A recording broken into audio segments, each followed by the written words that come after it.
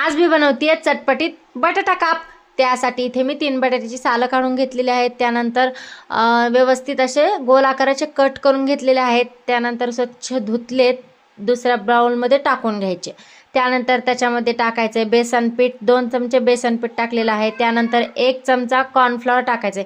आता कॉर्नफ्लॉवरने कुरकुरीत होतात म्हणून टाकायचे बरं का। त्यानंतर आवडीनुसार लाल तिखट टाकायचं, हळद टाकायची आणि अगदी थोडासा खायचा सोडा टाकायचा आहे आणि खूप सारा ओवा टाकायचा, जेणेकरून खूप छान असा वास सुटतो।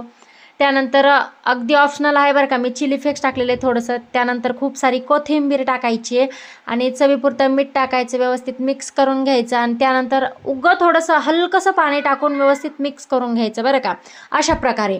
तर तेल छान गरम करायचं, गरम झालं की त्यामध्ये कापण्या सोडून द्यायच्या आणि कुरकुरीत होईपर्यंत कमी गॅसवरती तळून घ्यायच्या। तर बघू शकता झटपट अशा बटाट्याच्या कापण्या बनवून तयार आहेत।